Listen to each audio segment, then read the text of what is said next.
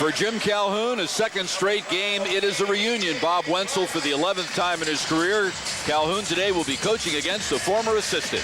That has got to be an uncomfortable feeling for him. Of course, he is in the position where his team's much stronger than those of most of his assistants, so that's a good thing. And as we take a closer look at Ted Woodward, who is in his 4th season as the coach of the Maine Black Bears, was an assistant for 3 years at UConn, and he was on that UConn staff when the Huskies won the NIT championship in 1988. One of 7 former Jim Calhoun assistants who are now Division I coaches. Jim Calhoun's 509th career win at UConn came last Sunday against another one of those former assistants, Tom Moore at Quinnipiac. And Bob, in our Star Watch, the leading scorer for Maine gets his points inside, and for UConn, Jeff Adrian has given Jerome Dyson a lot of help. Dyson getting most of his points from the perimeter. Well, Brian Andre weighs 300 pounds, leads them in scoring and rebounding, and of course Dyson very, very quick on the perimeter. And he was, before the game, I talked to George Blaney, and Jerome was not feeling great. Banged up his knee a little bit. There was some question as to whether he was going to start in this game, but he is in the lineup. And as we check the rest of the starting lineups, joining Andre in the Black Bears lineup will be point guard Junior Bernal, who's 4th in the America East in steals, 6th in assists, coming off a 17-point effort last time out against Mount St. Mary's. And for UConn, Jeff Adrian has played very, very well of late. 12 points, 14 rebounds against Quinnipiac. It was his 4th double-double of the season, Bob. If you recall, last year as a sophomore, Jeff Adrian was Mr. Double-double to begin the year. No doubt about that, Bob. And Jim Calhoun loves his tenacity on the boards. He's a guy who's first team all big league coming in, as you mentioned, undefeated against his former assistants. And of course, Jerome Dyson is out there, and he will be playing. You know, an interesting story in this game, Bob. The guards for Maine, Bernal and Sokaby, they're 6'5" and 6'6", right. So they're going to have a size advantage on UConn in that particular part of the game. Pat Driscoll will toss the ball up between Hashim Thabit and Brian Andre. Also working the game, Ray Perrone and John Gaffney. And this is Bernal, the point guard, guarded by Price. UConn wearing some spiffy new uniforms today. Yeah, what's with the gray? I haven't seen that. First time ever? First time ever, breaking out the new uniforms today. Left long jump by Sokobi, who's really struggled from three-point range. Andre has lost the ball over the line. Sokobi shooting only 29% from behind the arc. Yeah, but he doesn't seem to read his stats because he's very free with shooting them from out there. They are not a good three-point shooting team. They will stick to zone right here to try to combat the athleticism which they're facing in this game. Yeah, Ted Woodward told me, look, we're a man-to-man team, but we can't play 40 minutes of man against this team today. No doubt about it. UConn is great with their quickness and athleticism. Stanley Robinson with the miss. Rebound in the lane to Jordan Cook. He's a second-generation Black Bear. His dad played at Maine, assistant coach at Maine. Bernal missed the first shot, but was there for the loose change. And there's the 6'5" guard right there, taking his man inside, repetitive jumping. Bernal will be All-America East this year. Maine has good size. You know, there are 2 6'10" players in there right now, Andre and Cook, and they are not thin either. You know, 6'10", 300, 6'10", 250. Andre rebounds the Dyson miss on a hop. We go the other way, and Robinson got a piece of that, I suppose, pass by Barnes, and Andre can't hit as well, and here comes Dyson. UConn wants to push it, obviously, Bob, at every opportunity. They have advantage in the speed department. Adrian with the miss, one and done for the Huskies. Nice blocking out, zone effective so far. Maine is second in the America East in rebounding margin early in the season. They're only 4-6 overall. They've had some tough games, though. You know, they played Providence, they played Florida State. They have not given themselves an easy schedule by any stretch. Up and over Thabit. How about that? Calhoun has seen enough, and he wants to talk things over. Underline the word talk. Minute 54 in. Bernal taking the ball strongly to the basket. And that is not the way you want to start. Maybe guys are thinking about Christmas vacation too soon. But watch this. 6'5" guard takes it in here and misses his shot, and then follows because of his size, gets the loose ball, gets it right back up. And then, of course, on the other side, went right at the beat, used his body to shield the ball. That is an educated guy. When's the last time you've seen UConn get out-rebounded 6-1 out of the gate? Well, it's early, and Jim Calhoun, of course, has a lot of things on his mind with the upcoming Big East season. They're 7-2 so far this year, but the 2 times they've challenged themselves, they've lost both of those games to Memphis and Gonzaga, so certainly the jury's still out on the development of this team. Memphis ranked 3rd in the country at the time of the loss. Gonzaga 19, a blocking foul on Barney's first foul of the afternoon. And they like this guy, don't they, Barney's, Bob? You know, he's a guy who played football and a track athlete. I think he was injured at the beginning of the year. Missed first 7 games with a hand injury. This is only his 4th game back. Yeah, very athletic type guy. Dyson trying to dissect that zone. So far, the Huskies have not had success. Price fakes one way, gets into the lane. Kick out Dyson. And another defensive rebound, this time by Bernal. And Robinson picked his pocket, then dribbled the ball off his foot. The only thing missing on that particular play by Robinson was, I don't know, like the tire. You try to get the ball through the tire, you steal it, and you crawl through the tire, and then put the ball underneath the windmill. UConn 0 for 4 to begin the game, but 3 of those 4 are 3-point attempts. And the 3-point arsenal is not UConn's strength. No, they like to dribble penetrate. They've gotten clean shots, though. I mean, the dribble penetrate in the dish, certainly evident in the game early. Price knows when to pass and when to shoot. Cook fakes the beat off his feet, gives to Barney's in the lane, starts to go, and it's called for the offensive foul. That's his 2nd, and Ted Woodward will have to get him out of the game. Well, that's some inexperience right now. Ted's going to substitute immediately. He told me he really likes this kid, and taking it to the basket is one of his attributes. Pretty athletic guy. Uses the glass to try to get it in, but nice play by Adrian. So Barney's leaves with 2 fouls. He's 6'7", replaced by 6'4" Jason Height. And Height will move out front of that zone, and Sokobe will move to the wing on the zone. That changes everything. They will not be as good rebounding here. Nice look inside. Adrian to beat. Jeff Adrian is never going to win a conference assist title, but he is a much, much better passer than he was a year ago. Right in the lane, Sokobe wants to back in on 6'9" Robinson, who gets his 17th block shot of the year. UConn leading the nation, as always, in that particular category. And Robinson off the feed for Price. What'd you say about Price in the open? He passes with accuracy? Well, that certainly was accurate, wasn't it? He's had 9 assists in 3 games already this year, so speaks to his unselfishness and pinpoint passing. Including his last game against Quinnipiac. Sokobe with Robinson in his grill. Robinson is long at the 3 spot. He's the X factor to me in their team this year, Bob. You know, I mean, he's a guy who could be a superstar, but he's kind of on and off. Sometimes plays well, sometimes doesn't. Searching for that consistency in his 2nd year. Shot clock at 6. Bernal had to force the shot over Price, and Robinson gets the rebound from the seat of his pants. Baseline, Adrian spins and finds Robinson.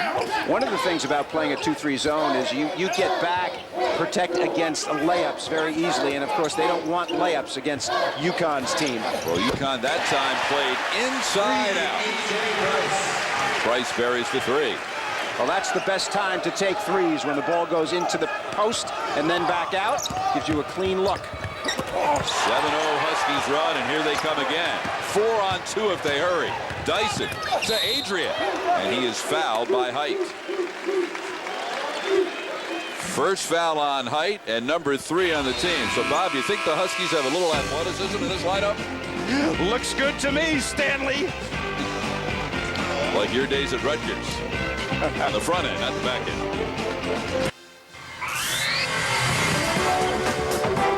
Today's ESPN Plus game is brought to you by Oppenheimer Funds, the right way to invest. It's the 96th meeting between these 2 original members of the Yankee Conference, UConn and Maine. Hashim Thabit, the 2nd leading shot blocker in the Big East, and he has improved his game at the offensive end immeasurably since last season. Bob's got a long way to go, but he's a much better offensive player than he was a year ago. Yeah, 10 points and 8.5 rebounds per game, shooting 65% from the field. So he has improved dramatically, but still his signature will be his block shots. And frankly, he's not blocking shots as well as he did last year to this point in the season. Sometimes you think about guys, and you know, when you block a shot, there's a chance you might foul, and sometimes I think guys don't want to come out too early in the game, so they're a little less aggressive sometimes. But he's certainly, and UConn certainly, the best shot blocking team in the country. And Thabit could not get that one as it's laid high off the rim by Malachi PA, who is checking the lineup for the Black Bears. Dyson to Price. They feed Adrian in that middle part of the zone. That's the key to attacking that 2-3 zone. Adrian settles for the jumper from the elbow.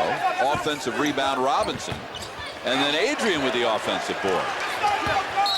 And as he goes along the baseline, he's shoved. Well, one of the best things that Jeff Adrian does is show his muscle on the offensive and defensive boards. Very much in evidence on that play. First team all-league this year in the preseason. 11 players were chosen. He the only one from this team. Second leading rebounder in the conference as a sophomore last year. Had a slow start rebounding-wise this year, but he has crept up into the top 10. He is currently 8th in the league in rebounding at 8.6. I'll tell you, there's some big ones. Kentrell, Gransbury, South Florida. Clark at Louisville doing great. And how about Blair, the new player for Pittsburgh? At 20 the other night. Against Duke. And that big win, huh? With the putback will get himself to the line. And so far, Maine has committed 5 fouls. UConn has yet to be called for a foul. That one is on Malachi PA, his first. Here's a look at Ted Woodward. Jim Calhoun said of Ted Woodward that when he was recalling the days they spent together, and he said, well, one thing Ted was really good at is he could get on the phone and do a great job of impersonating a sports writer when he would call a recruit, and he could find out where we stood with that recruit. Ah, a little stealth in the recruiting wars, huh? How about Thabit? You know, for a guy who's his size, shooting 71% from the free throw line, that is a gigantic, if you'll excuse the phrase, plus for this team. Usually you get big guys that don't shoot that well. When you think of the other big guy in this league, you think of Roy Hibbert at 7'2", 270. So some giants for these two teams. Thabit has scored 4 points. Philip Shikani Bofia from Cameroon gets the basket. The steal by Sokobi, but instead of waiting for help, he tried to go at the hoop 1-on-2, and that didn't work out. Robinson. Price. Robinson with the drop step into the lane, and we'll get a rebound foul. There's the first foul on UConn. And Pat Driscoll's going to get Jeff Adrian for his first.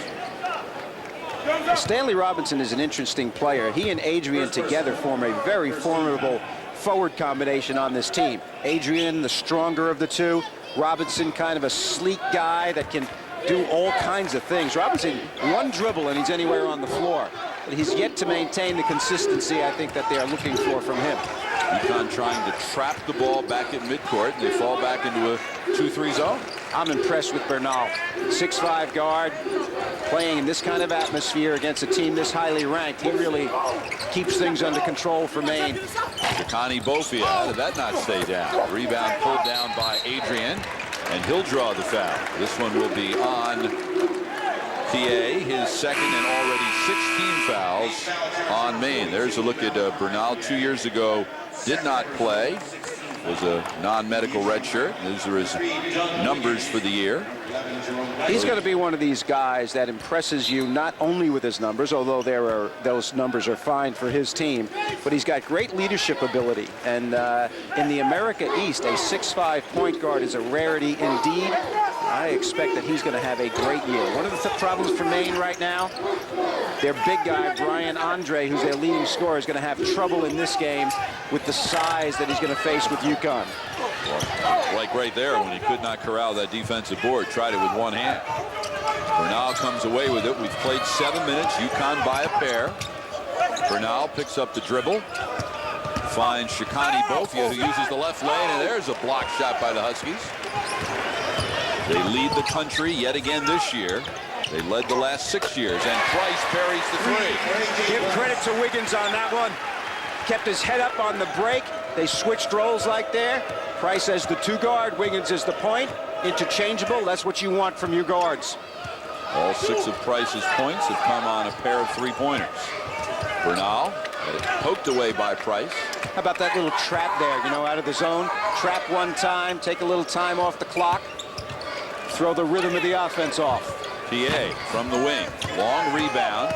Comes down to Price. It's a 2-on-3. Has Doug Wiggins left. And he finds him for the three. How about return the favor on the next possession? 6 points between those two guards in the last 12 seconds. And a timeout for Maine. They've got to get themselves together right now. Their transition defense not as good as it was at the beginning of the game.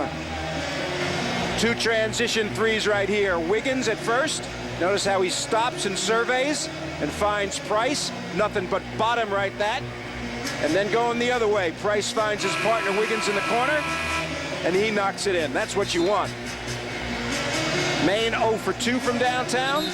Connecticut 3 for 7. And one of the things, one of the luxuries, Bob, that a coaching staff has during this time of year where the games are spread out because of final exams and there'll be another break for Christmas, is you can work on things that you don't ordinarily have. Once you get in conference play, man, in the Big East, you better worry about your next opponent, not the one you're playing in 2 weeks. You got to worry about the next possession in the Big East, because there are 16 teams, and I'll tell you what, it is going to be fantastic this year. And one thing that Jim Calhoun and the staff worked on this week was trapping out of the 2-3 zone. We've seen a little bit of that in the last couple of Maine. There it is right there, too. Exactly. And that's what you want to do. It does a couple of things. It creates a steal if you're fortunate, but it also throws the offense off. How about Bernal switching to the forward position here? Gets the layup and draws the foul. He'll have an opportunity to complete a 3-point play. The UConn Huskies have lost 2 games before the first of the year for only the 4th time in the last 20. And indeed, it's happy holidays for Jim Calhoun. He's got the whole clan here today, Bob. All 6 of his grandchildren are here. There are 4 of them. There's his daughter-in-law, Amy, and son, Jeff, and the 6 grandchildren here as well. And Ted Woodward, part of the UConn coaching family. This is a shot of the 1988 NIT championship team. There's the head coach, a little bit younger. Howie Dickerman, now the head coach at Central Connecticut. He was an assistant. Dave Lato was an assistant, now the head coach at Virginia. Ted Woodward was an assistant, now the head coach at Maine. Glenn Miller was an assistant, now the head coach at Penn. And Steve Peichel was a player, now the head coach at Stony Brook. The only 2 guys not in the picture are Tom Moore, now the head coach at Quinnipiac, and Carl Hobbs, now the head coach at George Washington. Quite lineage, huh? That's a testament to the great coaching of Jim Calhoun and his career and his educating those guys, and they run the Connecticut program and the things that he has taught them at their respective places. Bernal with Maine's first free throw attempt of the game. It took them 8.5 minutes to get there. Brian Andre, who averages 13 a game, their center, is 0 for 2 in this game. Inside, Curtis Kelly found Adrian with a basket in the lane. Well, Fabit out of the game right now, and it'll be wise, I think, to get Andre back in. He might have a little more success against guys other than Fabit in there. Turn and shoot from the foul line for Shikani Bofia. And Pat Driscoll is pointing. What do we got? A technical foul here. I think Stanley Robinson might have been involved because of the look on his face, but Pat Driscoll is teeing up Stanley Robinson. Did you see anything? I did not see anything. Stanley has a look of guilt on his face. Oh, you can tell, huh? Boy, it didn't take you very long as a juror to decide that, huh? You didn't wait for the closing arguments. And at the free throw line, knocking down the first of the 2 technicals is Shikani Bofia. A lot of guys from the Cameroon playing in college basketball right now, and we'll take a look at what happened. Right here, pointing at someone's face like that is a no-no. A dishonorable way to play the game, according to the rules. It's a kinder and more gentle Big East this season. At least before conference play starts. On the left, Robinson, good ball fake. Gets him right by Shikani Bofia. Well, he didn't point in his face. He just did it with a jump shot. Well, that's what you do. You answer with your game and no other way, and that's the way to do it. talking about guys from Cameroon, you know, UCLA has both of those two players from Cameroon, and you know what they call them at UCLA? The Cameroon Crazies, the fans out there. The one-time pass Price to Kelly. He's fouled by Height. That will be number 2 on Height and number 7 on UConn. Golf fans and club pros, it's not too early to start thinking about the 2008 ESPN National Golf Challenge. Log on to ESPNGolf.com to sign up your course as a host or to find a local qualifying site in your area. Be a part of the search for America's best twosome. When Ted Woodward first got to Maine and he was an assistant coach there under now current LaSalle coach John Giannini, Ted was also the head golf coach. Of course, I think the golf season in Maine lasted about 7 weeks. Pretty short, huh? They played 3 matches. Well, what Ted's doing with his team right here, they're hanging in very nicely. And what he's doing is frequent substitutions right here. I think he's a little concerned about the confidence of his team playing against Providence, playing against Florida State, playing against UConn. But it's great preparation, in theory at least, for the America East Conference if you get through it unscathed. And so far, they're hanging tough in this one. Wiggins steals the outlet pass. But instead of waiting for help, he tried to dump it inside to Dyson. It gets deflected out of bounds by Maine. I like the fact that Ted has Andre back in the game, Bob. I was mentioning, I think, with him, they got to get him some scoring. So they're used to him getting 13, 14 a game. Right now, Stanley Robinson, his nickname is Sticks. I think Stanley got a little riled up there when he got teed up. The step-in steal, Adrian finds Robinson, and Ted Woodward calls his 3rd timeout. And the 3rd dunk for Stanley in this game, showing some of the athletic prowess that he possesses. This is a very good inbounds play, huh? You could diagram that one. Just throw it up to an athletic guy. And, of course, right here, Adrian, the 2nd time making a beautiful pass. Forward combination are at it for the Huskies. Now, a year ago, that pass from Jeff Adrian was liable to wind up anywhere. Yeah, and that you made time that it was right on the fingertip. Yeah, he's improved that part of his game. And, of course, you like to see when players develop and expand their games and yet stay within the things that they do. Look, Jeff Adrian is a power player in the paint. That's what his signature is. And expanding his game in the ways that you described is good.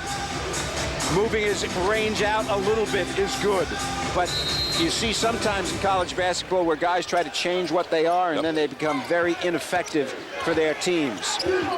Huskies now shooting 50%, out shooting Maine 50-33. Well, if you shoot a bunch of dunks like that, you're going to get that high number, right? Well, they settled for the three-point jumper against that 2-3 zone the first couple of possessions. But now they're getting the ball inside. Down low, Bernal wants to work in on Dyson. Shoots over him and beat with the block shot. That's the 6th block of the game for UConn. They average 9. Jumper by Sean McNally, number 21, no good. Rebound Robinson. Here comes Wiggins. The question for me with Robinson right now, he's been really electric in this game so far. Can he maintain that kind of intensity and not sort of fall asleep? Jeff Adrian looks like Magic Johnson out there the way he's distributing. He's got 3 assists already. I don't think he had 3 assists last year by Christmas time the whole season. He's got 6 rebounds also. 8-0 run for the Huskies. Inside, Bernal and Dyson will be called for his first foul, and number 2 on UConn. Well, Bernal is not a guy who can shoot the outside shot very well. He's only shooting 16% from downtown. But as a 6'5" point guard, they try to run him under the basket, and they've done that successfully in this game. Now, he's only a 63% shooter from the free throw line, so that's the area where he's got to improve the most as I see it. All right, Bob, from your coaching days at Rutgers, what would make you happy in terms of an assist to field goal ratio for your team? What would make you happy? If I had half of the baskets that were assisted were made, that'd make me happy. Well, how about 10 assists on 10 field goals for UConn today? That's That's not good, see, because that means they're not going one-on-one enough. Well, they've got assists on all 10 of their field goals today. We are at the XL Center in downtown Hartford. Glad you've joined us, Bob Picozzi and Bob Wenzel, for this Big East, America East matchup. UConn has made its last 7 shots and leads Maine by a dozen. Adrian in the lane, kick out Dyson. Does he get another assist? Thabit kept the rebound alive, and Dyson with the up and under move. Adrian with 1 putback, 2 putbacks. UConn had 4 opportunities that time and came away empty. Here comes Maine. Down low, Andre back in. The jump hook over Thabit. Tip up and in by McNally. That's the problem for Andre. He can really, it's going to be tough for him against Thabit. He's giving away about 6 inches, and they've got to find points some other places. They're doing it really, Maine's doing a pretty good job on the offensive boards, attacking it anyway against a more athletic team. Adrian penetrates, sets up Price. Thabit with another offensive rebound, and the foul on Andre. How about the left for Hashim, huh? You talked earlier about his game being much better offensively than it was last year. This is good evidence in that direction. You would expect the rebound. But right here, the left. Very, very nice work by Thabit. 8 points, 4 rebounds, and 2 blocked shots for Thabit. Of course, he is from Tanzania. When he moved to this country, he went to high school, established residence in Houston, and he will be heading home after the game today to Houston to celebrate Christmas. The entire UConn team will be able to get home for Christmas, and they will assemble in Orlando on Christmas night, practice the next day, and they'll play the University of Central Florida next Friday in Orlando. That, my friend, is a dangerous game. Away from home right after Christmas vacation. Speaking of Houston, didn't UConn have another guy from there who was pretty good? Yeah, they did. We're going to get a foul on the screen. Will be called on Maine, so nothing's going right. As a matter of fact, Thabit's 119 block shots last year, the 4th highest single season total in UConn history. The 1st, 2nd, and 3rd belong to the other guy from Houston, Eka Okafor. Jerome Dyson has been on the bench, and I told you the story that his knee is bothering him. It was questionable whether he would play. He's 0 for 4 in this game. Wiggins getting a lot of minutes. How about Mr. Robinson, Bob? 10 points in the first half. Doing the things that he's supposed to do as the small forward for the University of Connecticut. 5th straight double-figure scoring game for Robinson. Biggest lead of the afternoon for UConn at 15. Jacoby with the 3. Fell down afterwards. Nice answer by Mark, huh?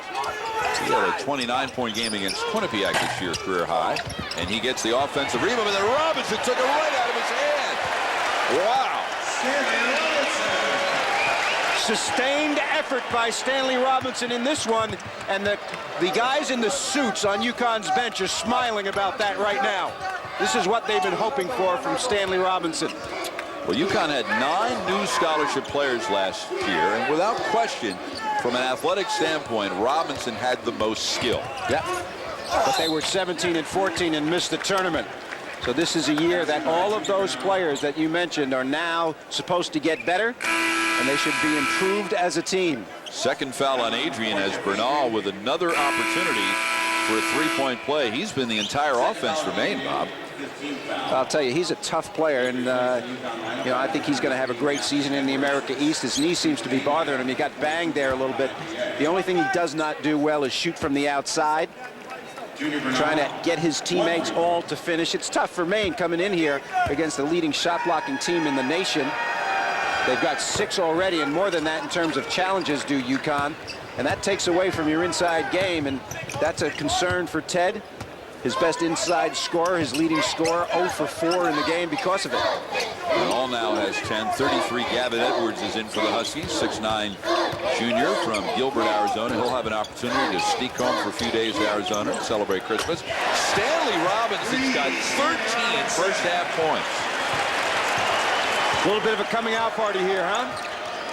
He's done it in a lot of different ways. He's got 3 dunks. Now he's got a long outside shot. He's got offensive rebound points.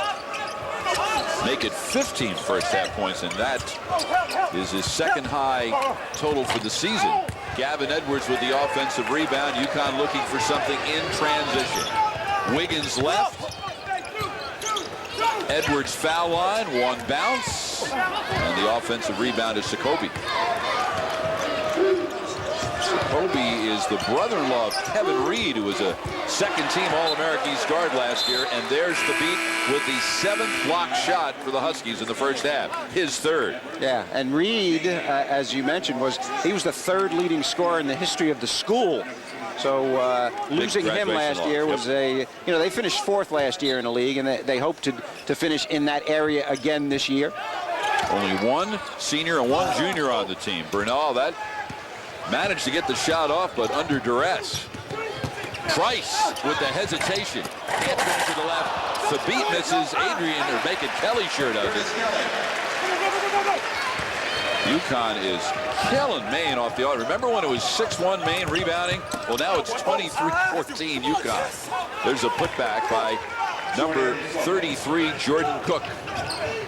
Well, the pace of the game certainly in UConn's favor right here. They're using their athleticism, swarming all over the offensive boards. And with their dunks in there, doing a fine, fine job. Maine really hanging in. They've got to improve at the defensive end here a little bit. Robinson for another three. He's got 18 points. That's a season high.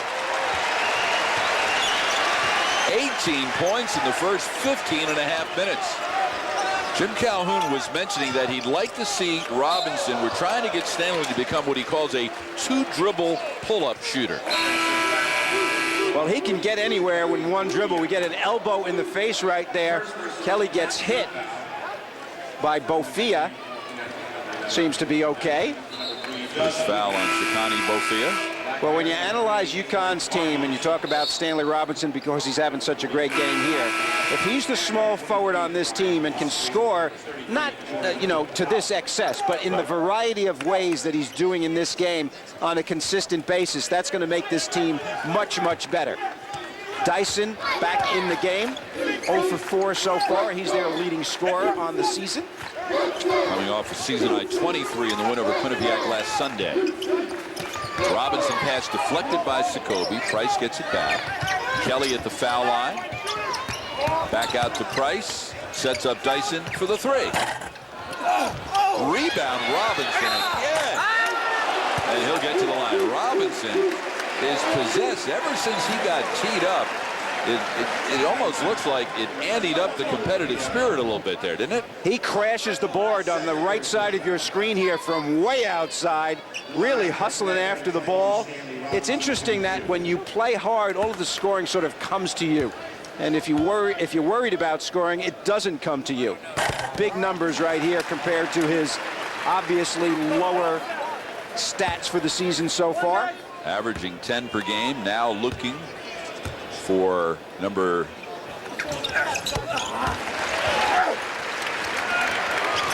20. So Robinson has now scored 20 points for only the 2nd time in his career. He's only 1 point shy of his career high. But they have to go. If your theory is correct, then he should get a technical foul in the first half of every game that he plays this year. Well, not even Tom Brady and Randy Moss could complete that. Robinson went down hard, is yet to get up. Jim Calhoun wants to know where was the foul, and so does the crowd here at the XL Center. Now when UConn gets the ball, Pat Driscoll blows the whistle. Well, the fans are booing, but they don't know the rule. The official cannot stop play on a play like that because guys could fake things all the time. Right. If it was super severe, blood or something, he could stop the play immediately, but the official did the right thing. Let's see if we can figure out what happened. He got the legs knocked out from underneath him, but was there an infraction, Bob? No, not at all. Right here, he goes up. Both guys are going after it. He gets hit in the head, but he's fine, I think. Well, just behind the Hall of Fame coach, Jim Calhoun, former New York Mets manager Bobby Valentine in the house today. Bob, he was one of the great athletes in Connecticut history. Terrific 3-sport athlete out of Stanford, now managing in Japan. Understand he's here today because one of his friends has a daughter on the UConn cheerleader squad. There you go. Merry Christmas, Bobby. So he's within earshot. You know, managers and coaches, they like to observe how other managers and coach manage. Absolutely. Sure, he's watching the way Jim Calhoun works the game. Maybe works the officials. Yeah, and he's teaching Jim some Japanese. I wonder how Japanese would sound in that Braintree, Massachusetts accent. Down low Thabit, up and over Andre, who gets the rebound. Andre played very good defense on that possession. Well, he's got to use his body to keep Thabit as far away as possible, and he has a big body at 300 pounds. Here's his problem. Hasn't been able to do anything here. But he draws the foul on Kelly, and Andre will get to the line. His coach, Ted Woodward, said Brian can be dominant in certain situations, but he has only scratched the surface. Well, I'll tell you what, the problem is he's a senior and he's a transfer from the University of Buffalo. As we've mentioned, he leads this team in scoring, but has had difficulty, of course, against the great shot blocking of UConn. What he's done, really, he has learned to pump fake. Now, earlier in the game, had some shots blocked right here, uses the pump fake, then uses his body to protect the basketball, and that's the way you play against a shot blocker. Go into the shot block, then get to the free throw line. His high school team, Valley High School in Bingham, Maine, when he was there, they not only won 3 state championships, they won 60 straight games. That was his first point of the afternoon. And he averages 13 a game, so that's a problem for them. Leading scorer on the Black Bears. Nice look. Well, it wasn't such a nice look because Shikani Bofia got there first. Ahead to Sokobe, and Wiggins went way up in the air and will be whistled for the foul. Sokobe kind of led up right here and tried to gather himself to jump off 2 feet. He would have been better suited just driving it in there off 1 foot. Now we watch right here as he gathers himself, takes a little more time, allows Wiggins to get in there, and that's a good foul. Force the guy to go to the free throw line. Good numbers for Mark on the season. Pretty good rebounding for a 2-guard. He is a local product. Played 2 years at Holton High School, then the last 2 years at Bangor, which is only 25 minutes from the Orono, Maine campus. You're telling me that your playing days at Rutgers, coaching days at Rutgers, you never made it to Orono, Maine, huh? No, one time Bush invited me to Kenny Bunkport, but I decided not to go. You said, call me back when it's warmer during that 7-week off season, huh? Well, I'll tell you, that's exactly right. There aren't a lot of Division I players from Maine, obviously, and the ones that are, Ted has done a very good job of keeping them in state, and that's how he's building this program. Shikani Bofia can't get that one to stay down. Rebound, Robinson, his 6th. Price fakes one way, sets up Wiggins for the wide open look. Rebound, Robinson again. That's a career high 22 points for Stanley Robinson. Stanley is everywhere. How about this game for him, huh? Coming from way outside to get that offensive rebound. Along with 7 rebounds and 3 block shots, we'll get a traveling violation on Maine. The 8th turnover for the Black Bears. Stanley going to the offensive boards from out of your screen. He is using his length and athleticism, getting rebounds out of his area. The ones that come to you are the easy ones. The ones out of your area is what are impressive. You know, Jim Calhoun often dreads the last game before Christmas. He says, I want to make sure my players are worried about the game and not catching the 5:15 out of Gate 7. Well, Stanley Robinson's headed home for Birmingham today, but he's got his head in the game as Price nails the jumper and gets fouled. UConn's got 47 points with 1:44 to go in the half. A.J. Price right here uses a screen to get some space. And then his rotation is nice. Nothing but the bottom of the net, so his accuracy very much in evidence here. A.J. Price has improved, really. You were asking about ratios before. 3-to-1 ratio assists to turnovers this year. He was not even in that ballpark or even in that continent last year. Well, entering the season, A.J. Price didn't earn the starting point guard job for this season until the exhibition games. Yeah, and he's really improved. And, of course, he was a great high school recruit for them. We know he had the medical thing his first year and the disciplinary thing his second year. So he's just now getting his legs and getting, extended experience. Bernal gets by Wiggins. Thabit challenged it, and Curtis Kelly will chase it down. Here's a 4-on-2 to the trailer, Robinson.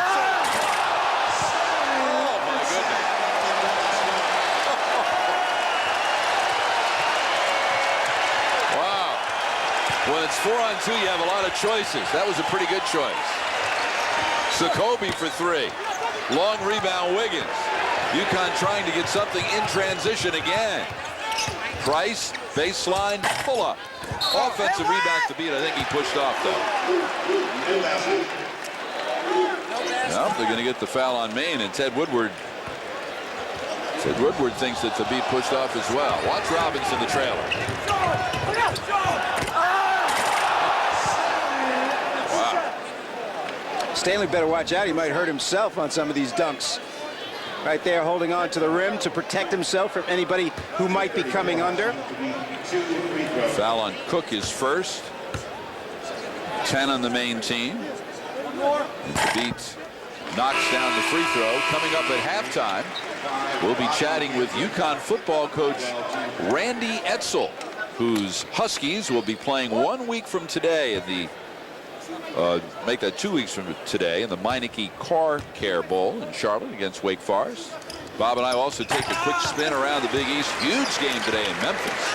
Georgetown and Memphis, 2 undefeated teams, ranked number 2 and number 4 in the country. And a look at first half highlights here.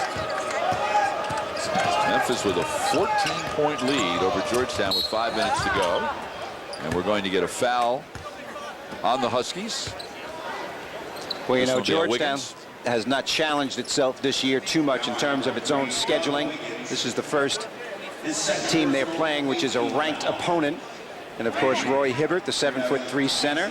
Georgetown does not want high-scoring games, and when it's a high-scoring game like this one is in Memphis right now, that is to their disadvantage.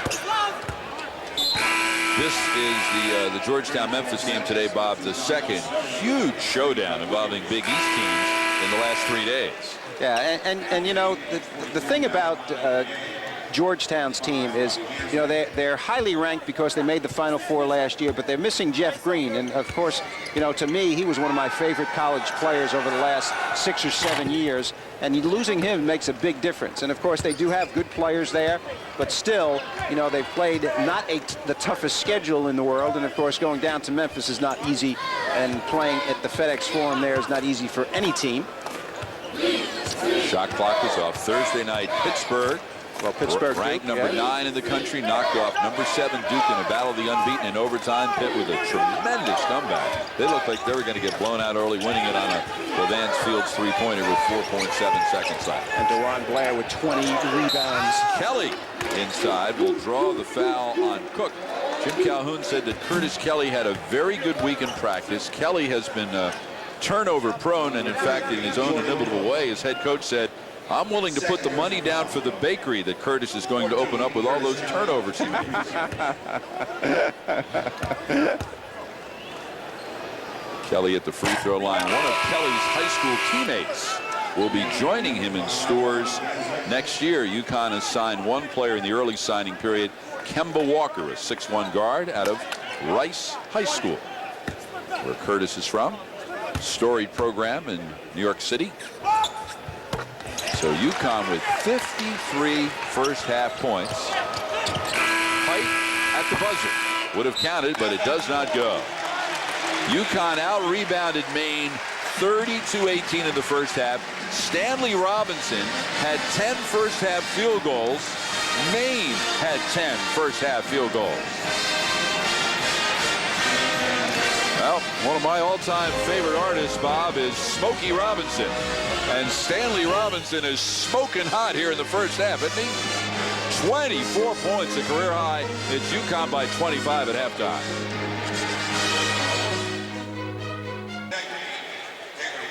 We are at halftime at the XL Center in Hartford, and UConn leads Maine 53-28. Back on September 8th, the UConn football team defeated Maine 38-0. I'm delighted to be joined by UConn football coach Randy Edsall, and his Huskies will play Wake Forest in the Meineke Car Care Bowl 1 week from today in Charlotte. And Randy, be honest here, when you assembled in August, in your wildest dreams, did you think that your Huskies were going to share the Big East football championship this early in your Division I history? I don't think I would have thought that we would have shared it then. You know, I thought we had a chance to be a lot better than we were a year ago, and if we did some things. And, sports is a funny thing. We got some on a roll early, and we got confidence, and our kids were really believing that they could beat anybody, and we went out and did some very good things and ended up, with a share of it. So nothing surprises me, but at the beginning of the year, if you would have said that, I would have said, let's don't play the season and go to the end, and we would have taken it. Now, entering the season, a problem in recent years is you've had a problem with stability at the quarterback position for a variety of reasons, not the least of which is injuries. But that was all solved this year with the transfer, junior college transfer, Tyler Lorenzen. As we take a look at some of Tyler in action, what did you see the first time you saw Tyler, and did you think that he could be the solution to that problem for you? Well, the thing that I saw was a young man that was very poised and really knew what to do with the football. That was the big thing. He's a guy that doesn't make mistakes. He's a big guy that can run the football. He stands in the pocket, has a good arm, and knows where to go with the ball, and very, very intelligent. So, those were the things we saw, and then he brought a sense of calmness and poise and leadership to our football team that I really, really liked. Now, it was 4 weeks ago today when your regular season ended with the loss at West Virginia. And of course, one of the byproducts of the bowl season is you have that weird, undesired, long gap between playing. So how have you handled the time off? How much has the team practiced, for example? Well, we have about 11 practices in so far, and we'll get 4 more down in Charlotte. A normal game week for us on a normal Tuesday, Wednesday, Thursday, Friday. And what we did is we gave the kids off during the week where they had to lift and run, and then we practiced on the weekends, and then for 2 weeks, and then we had a week where they really just lifted and ran because we had finals. So during final exams, we didn't do anything, and then once final exams were over, we started last Saturday and went all the way till this Friday. So we got the whole game plan put in. I feel comfortable with where we are with the game plan. And now what we'll do is go down and take our normal preparation week and really just refine the game plan and get our kids in the mindset of what's going to happen, on a normal game week. Now, what concerns you most about your opponent, Wake Forest? Well, I tell you, the Moore young man from on offense concerns me a lot. Kenny Moore, he's the guy that really does a lot of great things for him, and you got to stop him on offense. The Justice boy, the young man that's a center, Steve Justice, is an outstanding player. He's an All-American. But they do some things, Bob, with motion and things to create the extra gap. And we just got to be very sound and very solid in terms of how we're going to play against the run. And you got to stop the run against Wake Forest and then not give up the big play off of the play action pass. Defensively, they have very sound, very solid. They have guys that get to the ball. They're not going to beat themselves. And the thing that's happened is they have 10 non-offensive touchdowns this year. We have 8, so we thought we had a lot. They have 2 more than us. So the big thing is protecting the football, not turning it over, and not putting ourselves in situations that are going to be a disadvantage for us. And then in the special teams, they got some very good return people in terms of Kenny Moore, Kevin Marion. Those guys have done a great job for them. So we got to continue to play the kind of football we did during the year, and that's not turn it over on offense, work to get some big plays, and defensively play very sound, very solid, be opportunistic, get turnovers. And if we do that, and then also in the special teams create the field position, we got a great opportunity to win the game. Well, I know you leave on Monday. Have a very Merry Christmas. Congratulations on a great season so far, and best of luck next Saturday. Thanks, Bob. Appreciate it. It's Randy Edsall, the head coach of the UConn football team. They will be playing the Meineke Car Care Bowl next week. Bob Wenzel rejoins me. We'll look around the Big East after. Well, it's tough to win when you get only as many field goals and a half as one player on the other team, and Maine finds itself trailing UConn by 25 at halftime. Bob Picozzi along with Bob Wenzel back at the XL Center, and sort of a coming out party in the first half, Bob, for one Stanley Robinson, Birmingham, Alabama. Yeah, he was great. And, the variety of shots that he put up in this game is very, very important for their team. And if he can play, he's certainly not going to have 24 in the first half against Big East teams. But the kind of things that he showed in the first half, I think will make this team much, much better. And as we take a look at the first half statistics, pretty much everything one way in UConn's direction, out rebounding Maine, problem with the turnovers, the block shots, you name it. Well, everything going UConn's way, and it didn't start that way. Maine got off to a very good start, really showed that they were up for this game, but UConn's athleticism, size, shooting ability, all has taken its toll on the Black Bears, and of course, statistically showing that in all of these categories. UConn trying to go 8-2 into the Christmas break, and they're off to a terrific start. Back with the second half after this.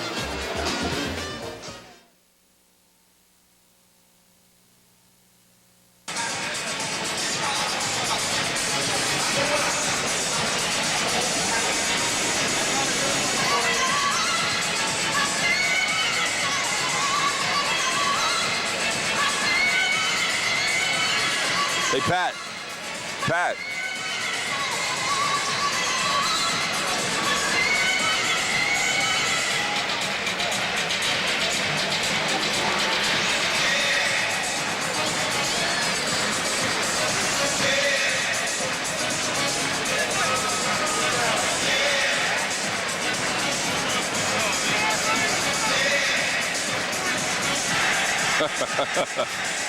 That's it. Put it down for you. He knows. He knows we're coming back. Put that beer down.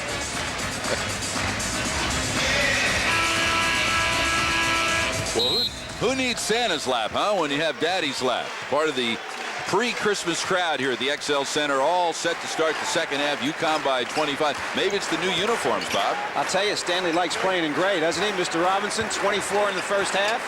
He had 10 field goals. Maine had 10 field goals. And Robinson's teammates had only 9 field goals collectively. But that's the sort of problem if you're a coach you can deal with.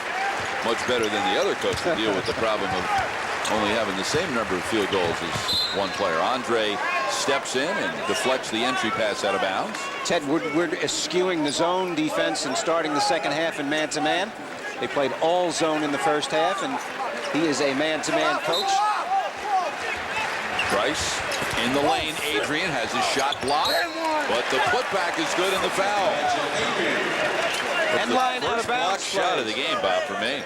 End line out of bounds plays have been very, very successful for UConn. And when you have that kind of size, this is a weak side pass. And Adrian slips in between two guys and gets the second effort play. They also lobbed one early. They like that. Third foul on Jordan Cook. To the line will go Adrian, who is a preseason nominee for the Wood National Player of the Year award. The one chink in his armor is his free throw shooting. He's only a 58% shooter from the line, 1 for 3 today. Sokobi on the left. Number 3, Barnes, who had early foul trouble. Didn't see much of him in the first half. Pass deflected out of bounds. Last touched by Maine. So Ted Woodward's club turns the ball over for the 9th time. They've had a real problem with turnovers. They are last in the America East, and they are 318th in the country in turnovers. It's out of 329 teams. Robinson getting the early second half assignment on him is Barnes. Down low over Andre to Thabit, and Andre got the rebound flat-footed. Thabit went down in a heap and is yet to get up. Now he's finally getting up, and no one's there to guard Andre at the other end with Thabit hanging around midcourt, but he missed the layup. Here comes Price. Wants to take Bernal off the bounce. Kick out Dyson, who is yet to score. Takes care of that. Well, he is a guy who attacks the basket relentlessly. I think his knee is bothering him. He's limping a little bit right now. He injured against Quinnipiac, and of course he's had a hip problem this year, but certainly hasn't prevented him from playing and playing well. Thabit pulls down his 7th rebound of the afternoon. 2 minutes gone, second half. Price in the lane. He's got 11. When to pull up and when to go all the way is something that you need to know. Price using the right decision on that particular play. It's only the 5th time this year Price has been in double figures. Timeout Maine, their 4th. World, and your top 5 teams in the Big East, partner? Well, those that are ranked, obviously Georgetown, Pittsburgh, a big win over Duke, Marquette and Villanova, the high-scoring Villanova, and West Virginia 8-1. Interesting team this year. John Beilein leaves, he of the three-point shot. In comes Bob Huggins, he of the aggressive defense. The two have combined nicely. Alex Ruhoff, Joe Alexander, Darius Nichols. West Virginia playing great, 8-1 right now. John Beilein leaving Morgantown for Ann Arbor, Michigan, as did West Virginia football coach Rich Rodriguez. West Virginia, of course, will be playing in its bowl game without Rich Rodriguez at the helm. Mountaineers shared the Big East football championship with Randy Edsall's UConn Huskies. And if White didn't go down, he might have been a candidate for that Heisman. Sokobi with the miss. Boy, Wiggins can push it, can he? Oh, nice look inside. Price to Adrian, and the foul. I like the interchanging of the guards right here. Jeff Adrian does a good job of getting to the block where he needs to be. But here, when Wiggins is in, AJ goes over to the 2-guard spot. Nice feed inside to Adrian. That's how you run a fast break play and reward your bigs. Adrian with 7 points and 8 rebounds. That was the 3rd assist of the afternoon for Price, who is 3rd in the Big East, now has 57 of them. Georgetown, by the way, lost that game to Memphis today. So that's the first loss for the Hoyas. So UConn begins the second half with a 9-0 run. Nice look inside Shikani Bofia to number 11, Jason Height.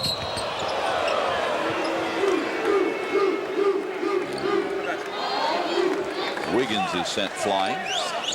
Dyson's out of the game and now actually has an ice pack on that right knee. So you mentioned Bob George Blaney telling us before the game that Jerome was really not feeling very comfortable the last few days with the knee. Yeah, and he's had some hit. You know, the guy goes to the basket so hard. He plays so hard. He gets banged up a lot. Not hurt, but banged up. Price for 3. Rebound. Adrian outfought everybody and then is pushed by Shikani Bofia for his 3rd and 3 on Maine. This is what you got to love about Jeff Adrian. This is his signature. He's a lunch pail type guy, bangs around inside, comes up with the ball. He gets fouled. Somebody pulls his shirt right here, practically off him, and he stays with it. 4 Black Bears around. That's what you love. Off the inbound, Wiggins with the miss, and up in the air for the rebound was Height. Adrian with 9 rebounds today. Nice screen by Shikani Bofia, but Bernal is rejected by Thabit. Bernal getting up very slowly. It's a 5-on-4, but that pass is sent airborne. 6th block shot of the game for Thabit. Well, taking it into the basket, normally this is a layup, but when you're against UConn and especially Thabit, these things become low on the field goal percentage basis right here. 32nd block shot of the year for Thabit, 2nd most in the Big East. A layup turns into a missed shot. Shikani Bofia down low, Cook. Spin, shoots over Thabit. Wiggins chases down the rebound on a hop. Quickly Robinson right in front of us. Underneath to Adrian. That time UConn just beat Maine down the floor. Forwards combining again in the first half. Adrian delivering to Robinson quite frequently. This time it's the other way around. Athleticism is wearing down the Black Bears now. 10 points for Adrian, and the 3-pointer is good by Jason Height. His 10th 3 of the year. And Shikani Bofia now with his 4th foul. Adrian will go back to the free throw line. Shikani Bofia having a little discussion with the lead official, Pat Driscoll. So UConn's strength and athleticism wearing down the Black Bears in the first meeting between these two old Yankee Conference rivals in 15 years. UConn by 31. Let's take a look now at a game-changing performance brought to you by Pontiac. And Bob, maybe Simon and Garfunkel should do a sequel and sing a song about Mr. Robbins. Stanley's been great, hasn't he? He's the game-changing performer in this one. He's done it in a variety of ways, not the least of which has been 3 or 4 dunks in the first half. He's made threes. Most impressive to me, his going to the offensive boards. And, of course, the fans love the double-dip dunk. Stanley coming out party for him. Has not scratched in the second half. That is his career high in 20 minutes. Robinson, when he plays like this, Bob, can create some big-time matchup problems when UConn gets into the Big East at that 3 spot. Yeah, and if you're striving for consistency, these are the kind of things that you want to see him play. Of course, he's not going to have 24-point games in the first half all the time. But with the front line of Thabit blocking shots, the power forward of Adrian, and sort of the classic 3-man of Robinson, that gives them a formidable front line, and they should be very, very competitive in there. Jim Calhoun said last year we had the most god-awful droughts I've ever seen in my life scoring-wise. We haven't really had that this year, and with that consistency, maybe that will change things. A year ago, UConn in the Big East 6-10. They finished in 12th place, and there's their 10th block shot of the ballgame. 1 above their average. And, of course, this is where their field goal percentage gets so good. Last season, not very good. 17 and 14. That's their worst season in a long time, 6-10 in the league, and no postseason for the first time since 1987. Now they had a run of 19 consecutive postseason appearances, missed in Jim Calhoun's first year and not again until last year. And of course, let's not forget 2 national championships in that run as well. Run which began with an NIT championship in 1988. Wiggins catch and shoot. Rebound, Jeff Adrian. And Adrian with the putback, and he has yet another double-double, his 5th of the year. 14 points, 11 rebounds. Just picked up his first block shot of the afternoon. He's got 11 points in the first 5 minutes of the second half. He's taking over where Robinson was in his first half. He's outscored Maine 11-5 in the second half. Concerted effort to get him the ball, but it isn't a sort of thing. I mean, he got him by running the floor. He got him by going to the offensive boards. He's not looking to take an outside jump shot at all. Just goes to show you that when you work hard and you're after it in the paint, there's lots of ways to score. At the free throw line goes Brian Andre. Of course, we mentioned Ted Woodward was an assistant for 3 years under Jim Calhoun, and Ted told me there isn't a day that goes by when I don't use something that I learned from Jim Calhoun. He said it was an unbelievable experience to begin my coaching career at his footsteps.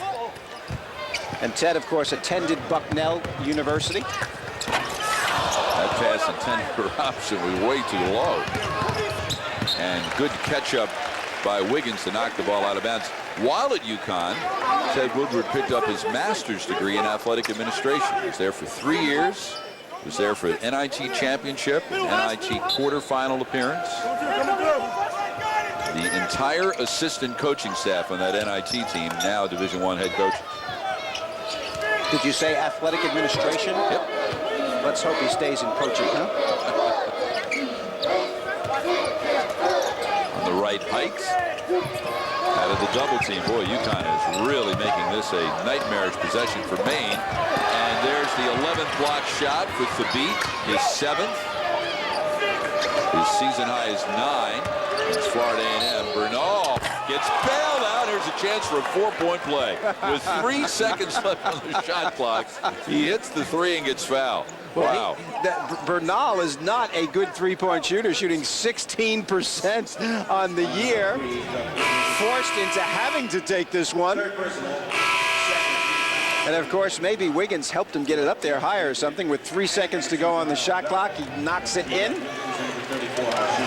The beat will leave with the 7 block shots. This is a matchup between 2 teams which are 300th in the country, UConn, and 323rd in the country, Maine, in 3-point field goals made. It is early in the season. Sometimes those numbers can turn around, but they got a long way to go to turn them around.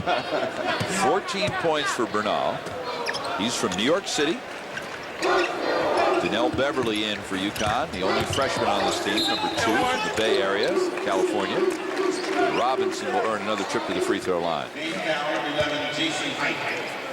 Well, you know, you talk about 3-point shooting, and some teams use it, and it is an absolute weapon for them, and certainly not a weapon for UConn, but guys certainly capable of making shots. Marquette is another team that's an outstanding team that doesn't use the 3-point shot in its arsenal, much more as a secondary tool. Craig Austrie missing a 2nd straight game today, Bob, recovering from a bout with pneumonia. Good to see him laugh. He wasn't laughing much since he had to be hospitalized about a week or so ago. They hope he might be ready to go next Friday in Orlando against the University of Central Florida. Shot by Sokobe, no good. There's rebound number 12 for Adrian. So with Dyson dinged up with the knee and Austrie unavailable today, it's a chance for some more playing time for Beverly. Absolutely. Well, that pass by Adrian was more out of last year's circa, and not even Price's leaping ability could corral that one. Well, Beverly's going to be the point guard right here, I think, and Price will move over to the 2-guard spot. Price playing a lot of minutes in this one. That trap out of that 2-3 zone. We saw a lot of that in the first half. Bernal just flat out lost the handle on that one. And here's Adrian. He'll wait for some help, at least we think. Find a guard. start, Jeff. Instead, he finds the big man, Edwards, and he'll get to the foul line. Jim Calhoun points at Jeff Adrian with admiration with his right index finger, saying, "That's it. Look for the man inside." A couple wins on that bench with those two guys sitting next to each other, huh? Jim Calhoun and George Blaney. Absolutely. Friends for over 30 years. George, the former Seton Hall coach, and Holy Cross as well. Look at Right this here. pass. Yeah. Look across court right there. Find your teammate. Bullet pass. Hall of Famer on the right. George Blaney also coached at the beginning of his career at Stonehill and at Dartmouth. He's really loved his time here. Was in his first year as the associate head coach at UConn, with Tom Moore leaving after last season to become the head coach at Quinnipiac. Quinnipiac bounced back from the loss to UConn with a nice win the other night over Dartmouth. They will be a factor in the Northeast Conference race this year. Jumper no good by McNally. Rebound on a hop. Edwards inside the 13-minute mark. Beverly to Price. Down low, Adrian. Finds Edwards. Gets a half step on McNally and will earn another trip to the line. All going right now for UConn. And you would expect that some of the substitutes that don't get normal playing time are going to get it in this game. Gavin going to the line from Arizona. He'll be going out there for Christmas. And the rest of the guys on the bench starting to gear up, looking down to the left and saying, "Hey, coach, how about me?" Price will get a rest. There's Edwards, whose dad, Earl, was a defensive lineman in the NFL for 12 seasons. Ooh. With the 49ers and the Buffalo Bills. Big date tomorrow for the New York Giants in Buffalo. They still need one more win to earn their way into the playoffs. They still can get in without a win, but they need help to do that. And how about those Jags? The Jacksonville Jaguars. I'll tell you what, they're in the wrong division. They're 10-4, but they're in second place in that division. Might have 3 teams from that division make the playoffs. Yeah. Tennessee's got a shot too at 8-6. Houston's in last place and they're 7-7. Beverly had it knocked loose, rolls into the UConn bench. Who touched it last? The Huskies did. So Donnell Beverly will be home for Christmas. His Huskies lead by 35.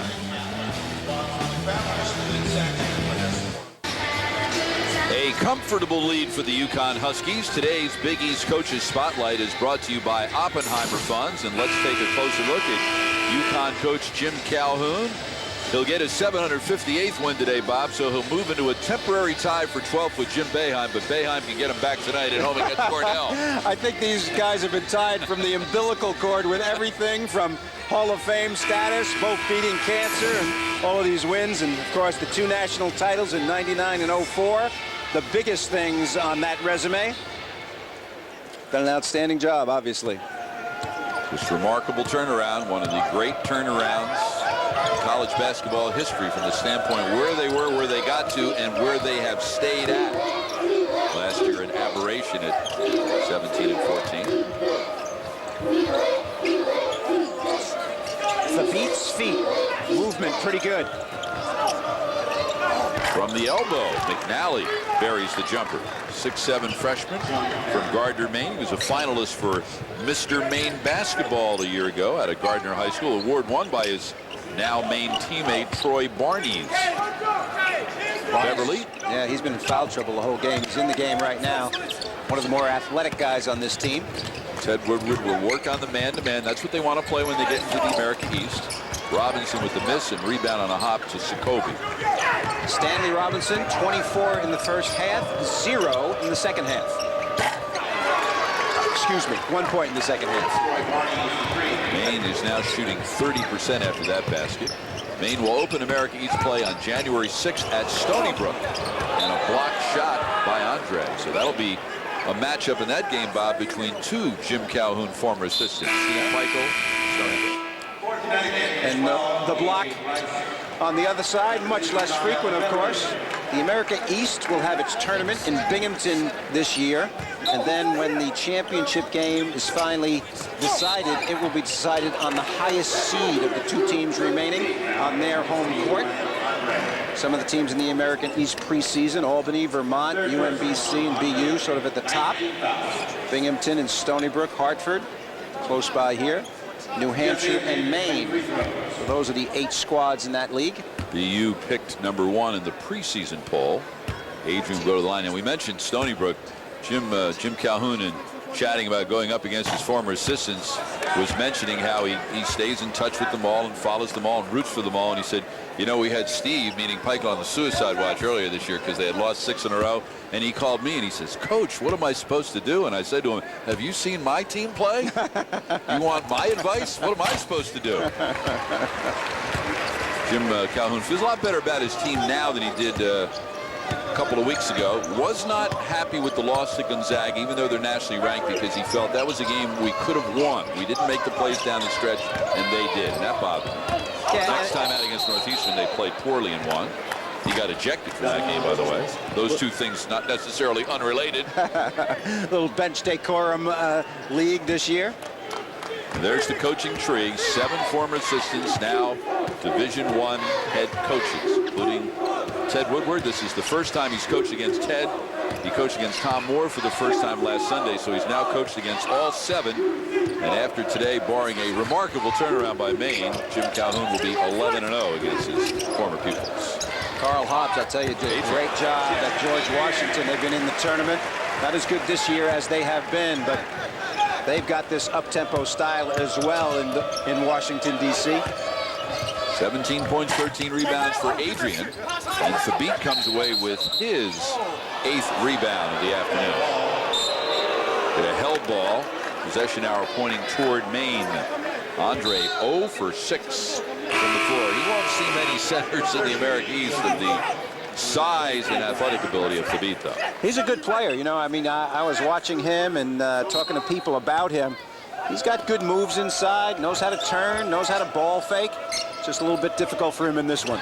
Wiggins deflected the inbound pass and will wind up in the Maine bench. Last touch by the Black Bears.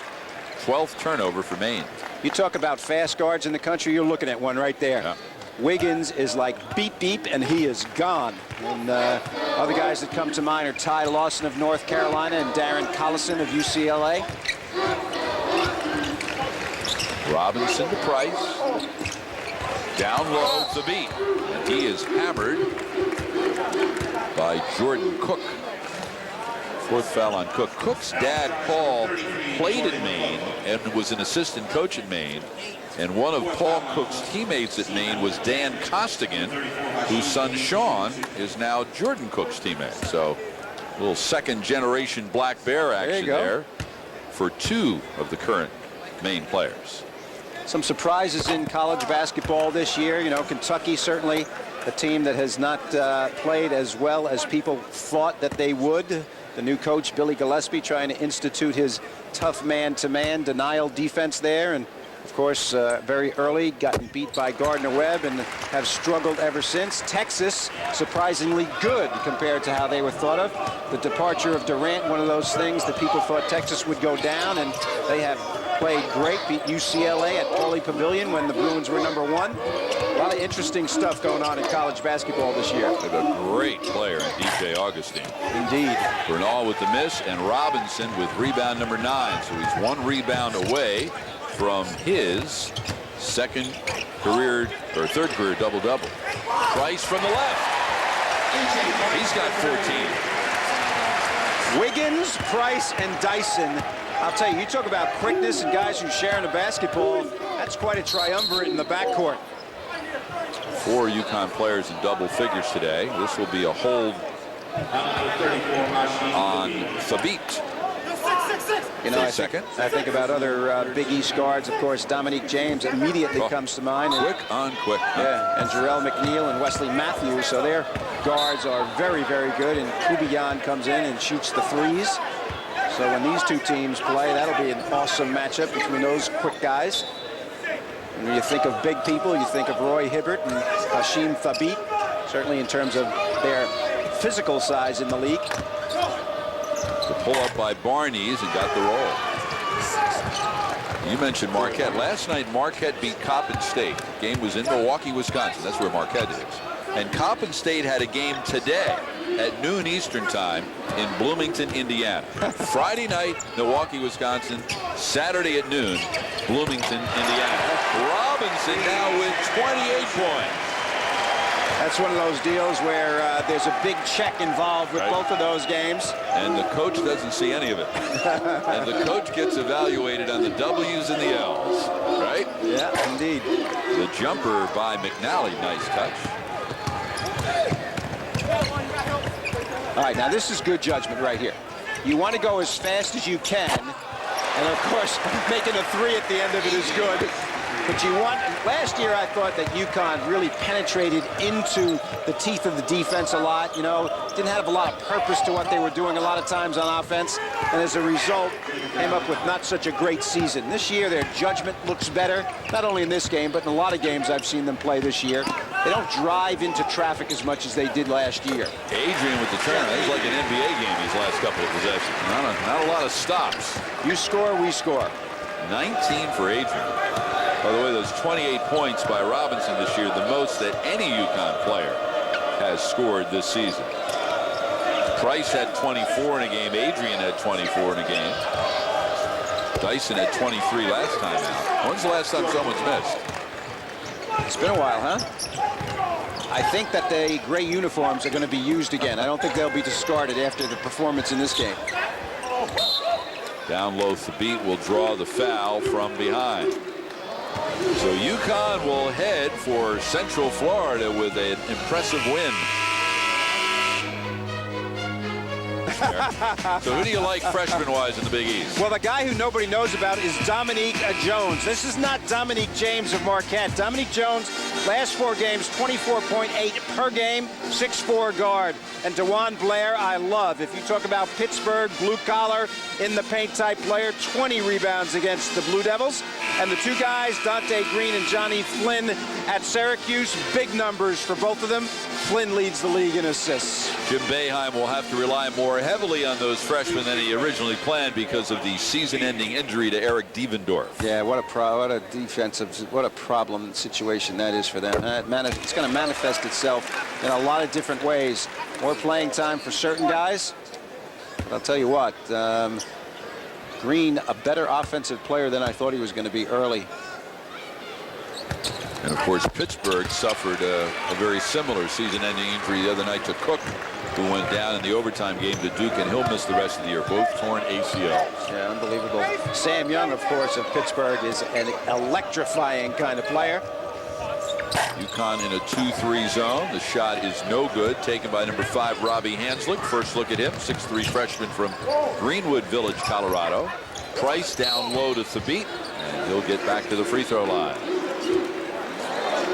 Let's take a look now at our select stats, brought to you by Select Sector Spiders. We mentioned UConn assisted on each of its first 10 field goals. Right now, 21 assists on 30 field goals. And even I can figure out that's 70%. That's pretty good. That's more than pretty good. I mean, that's a fantastic share in the basketball. And, of course, a lot of that comes on fast break situations. Let's watch the Beats free throw. Big guys get fouled a lot. A lot of them don't shoot free throws well. He does, 72%. And right now, he's been very, very good. 9 out of 10, now 10 out of 11 from the free throw line. That is excellent for a 7'3" player. Thabit with 16 points today. He's in double figures for the 5th time this year, 11th time in his career. Huskies with 4 players in double figures today, on a day when they got 2 points from Jerome Dyson, in large part because he's not feeling very limber because of that knee injury. Thabit will give the Price at the 6-minute mark. This is the second Big East opponent for Maine this year. They played Providence and lost by 30. Beverly puts it on the floor. Nice look down low to Kelly. A couple of head fakes. Offensive rebound, Thabit, and he's fouled again. Thabit's been on the floor about 5 times this year, and 5 times in this game. And that's a long way to go when you're 7'3". That hurts him more than it hurts you or I, I'll tell you. It's a good sign, though, because he's going in there. He's not afraid to get his feet knocked out from under him. Very aggressive on the offensive boards. Only missed one of his 11 attempts today. Sophomore from Tanzania. Golf fans and club pros, it's not too early to start thinking about the 2008 ESPN National Golf Challenge. Log on to ESPNGolf.com to sign up your course as a host or to find a local qualifying site in your area. Be a part of the search for America's best twosome. So Thabit missed them both, and Kelly with the rebound foul. Well, the crossed legs and the crossed arms are a defensive position, and his defense has been good in this one, huh? That's sort of like the cigar with Red Auerbach, right? The crossed legs and the crossed arms, and they don't let you let you light up cigars in arenas anymore. Of course, if the great Red Auerbach were still with us today, that probably wouldn't stop Red from trying. Robinson missing the shot and then nearly running down the rebound himself. Looked like he was going to take that all the way back to Birmingham with him. You might bump into Stanley at the airport, I might see him Bob. at the airport today. We're both going south. There will be a number of UConn players headed for the airport after the game. Again, the Huskies will all scatter for their respective homes to celebrate Christmas and will assemble in Orlando on Christmas night. They have practice the next morning and they play UCF, University of Central Florida, next Friday at 8 o'clock. It's a brand new arena at UCF this year. That's on their campus. It is a large school. And, of course, they're very good defensively. Yeah, I had a chance to see them in Orlando over Thanksgiving weekend in the Old Spice Classic. Stanley Robinson, his previous career high was 21. He's now got 30. First 30-point game of the season for a Husky. And Hanslick threw it away and then just reached out and grabbed Beverly's hand. All right, now, I know this is your first time seeing UConn play in person, Bob, and as we take another look at Robinson, and same players as last year, Bob, but I think we would agree that even though they were 11-0 going into conference play last year, then got whacked in their Big East opener at West Virginia, this team is certainly in a better position. They're a better team than they were entering conference play a year ago. How do you think they'll do in league play? Well, you know, they're picked 6th, and, you know, I could see them 6th. A lot's going to happen. I mean, you know, they're certainly talented enough to be with the upper level. There's the UCF game that you talked about, and then they open the season on the road at Seton Hall and Notre Dame, and then that big game on January 12th against Georgetown. But, you know, if you look at it on paper, the jury is still out because they're very similar, as you mentioned, record-wise as they were last year. The two teams they challenged themselves with, they lost. They lost to Memphis and they lost to Gonzaga. So I think that's very competitive in both. Yeah, and I think that's a good thing in the sense that it will keep them primed and keep them aggressive as they get into league play. How consistent they will be, we're going to find out. Inside, the foul will be called on Kelly. If you look at it on paper also, Bob, and you look at the elements of it, they have everything you really need to be an outstanding team. They have shot blocking, #1 in the nation. They have a pair of forwards who play those positions well. They've got a power forward in Adrian. They got a small forward in Robinson, who can do a lot of things as we've seen in this game. And they have depth at the guard positions. Now, how good Dyson will be compared to last year, probably about the same. Price should be much improved over last year. Wiggins is a guy who adds a lot to their acceleration if they get behind in games. I could see him playing a lot, pushing the ball up the floor. And they've got depth in the front court, so they have everything you need.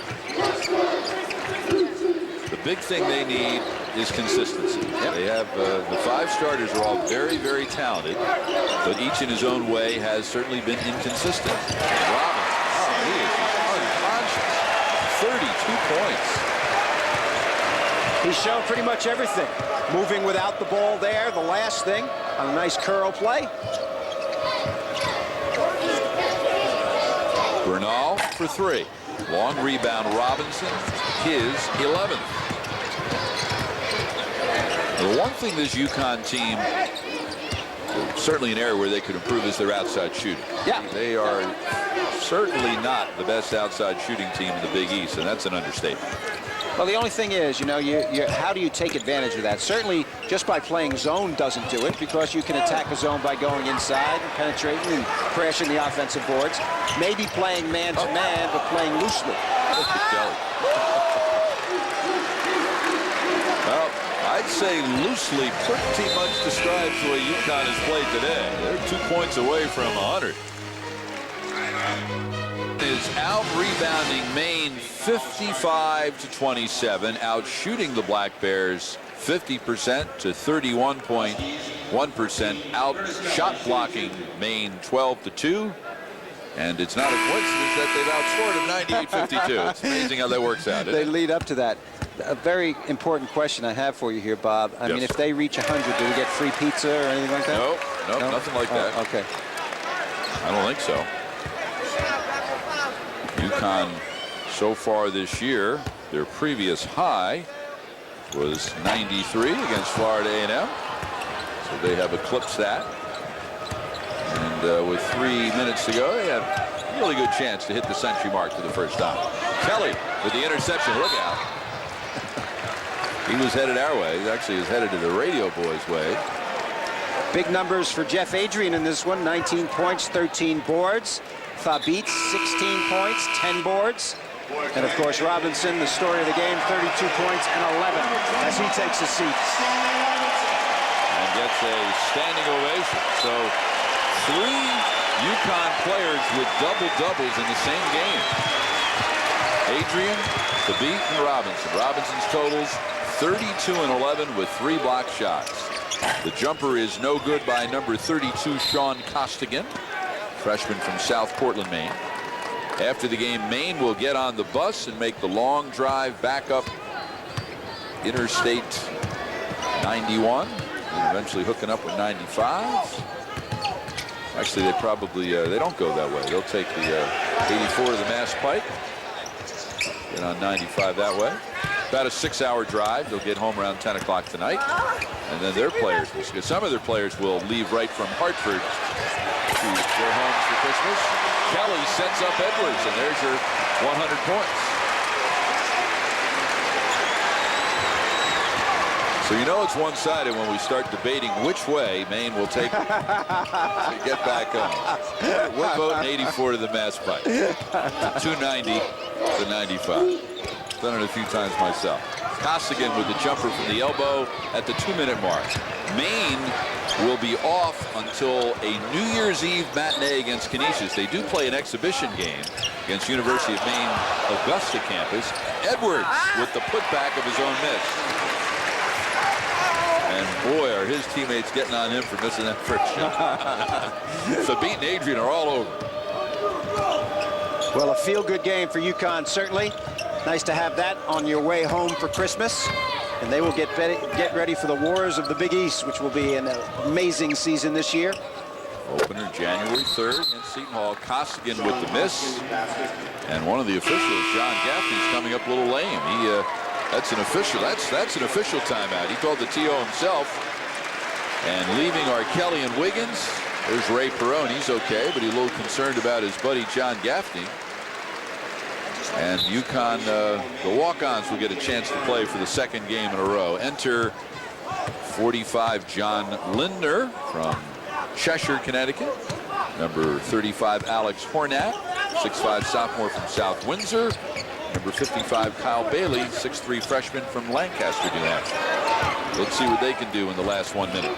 There's Lindner. He had his first career point last Sunday against Quinnipiac. Ahead of everyone is PA, and Edwards will be called for the goaltending, I think. And leaving the game for Maine, number 11 Jason Height departs with 7 points and 2 rebounds. So Maine will lose for the 5th time in the last 6 days because of final exams in the Christmas break. This is the only game Maine's going to play in a 15-day stretch. Only game UConn will play an 11-day stretch. Here's the steal, and ahead of everyone is Jay Erling for his first 2 points. He's a freshman from Hampton, Maine. Well, Maine has played difficult competition in the name of UConn and in the name of Florida State and Providence. And whether those things will be good for their players' confidence and when they get to the America East is why you play these games, if you're in the position that Ted Woodward is in. Edwards with the shot. The shot clock is now off.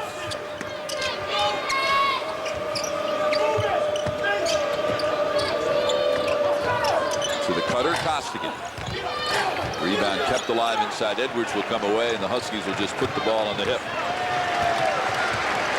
We're not going to see UConn with 8 seconds on the shot clock, up 45, take a shot. And the coach on the other bench is a former assistant of Jim Calhoun, that's for sure. So, as you mentioned, Bob, a tough day always for the pupil and the teacher when they go against each other. And Jim Calhoun's club had the better horses today, and he won by 45. Well, he did, and of course they played great too. And for Ted, I think he brings his team in here. He's going to get prepared for the America East. Home for Christmas are the UConn Huskies, and then of course a tough game away at Central Florida. That could be dangerous, but they're showing their athleticism very much in this one. Once again, final score, UConn 105, Maine 60 for Bob Wenzel and our entire ESPN Plus crew. I'm Bob Cozy. So long from the XL Center in Hartford. The preceding has been an exclusive presentation of ESPN Regional Television, the worldwide leader in collegiate sports. Merry Christmas, everyone.